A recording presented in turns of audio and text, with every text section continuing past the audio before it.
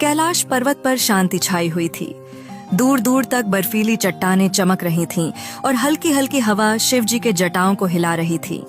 महादेव अपनी ध्यान मुद्रा में बैठे थे। उनकी आंखें बंद थीं, पर उनके चेहरे पर एक दिव्य मुस्कान थी। चारों ओर केवल डमरू की हल्की ध्वनि और नंदी की धीमी सांसों की गूंज सुनाई दे रही थी। लेकिन अचानक उस गहरी शांति को एक कोमल पगचाप ने भंग कर दिया।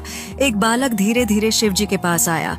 उसकी आंखों में जिज्ञासा थी, चेहरे पर भोलापन था, लेकिन उसमें कुछ ऐसा था जिसे देखकर शिवजी समझ गए कि यह कोई साधारण बालक नहीं है। उनकी आंखों में हल्की चमक आई, लेकिन उन्होंने अपनी पहचान नहीं जताई। बस एक हल्की मुस्कान के साथ उन्होंने बालक को देखा।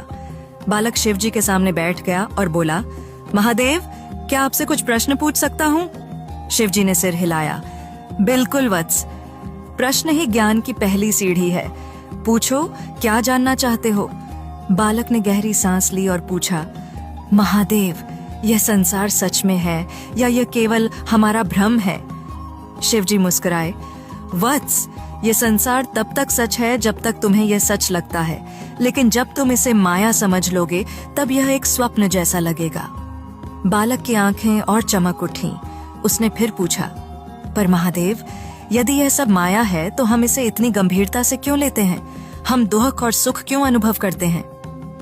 महादेव ने मुस्कान के साथ उत्तर दिया, क्योंकि तुम्हें यह खेल सच लग रहा है। जैसे कोई सपने में रोता है, डरता है, खुश होता है, वैसे ही यह संसार भी एक स्वप्न है। जब तक तुम जाग नहीं जाते तुम्हें यह सब सच लगेगा। बालक कुछ देर सोचता रहा, फिर उसने एक और प्रश्न किया, महादेव, यदि आत्मा अमर है तो फिर जन्म और मृत्यु का अनुभव कौन करता है? शिवजी गंभीर हुए और बोले, शरीर जन्म लेता है, शरीर ही मरता है। आत्मा तो केवल देखती है, वह कभी नहीं मरती। जैसे कोई कपड़ा पुराना हो जाए तो उसे बदल दिया जाता है, वैसे ही आत्मा नया शरीर धारण कर लेती है। बालक के चेहरे पर और अधिक जिज्ञासा दिखी। उसने पूछा, महादेव, यदि आत्मा इतनी शक्तिशाली है तो फिर हम जन्म मरण के चक्कर में क्यों फंसे हैं? हम सीधे मुक्त क्यों नहीं हो जाते?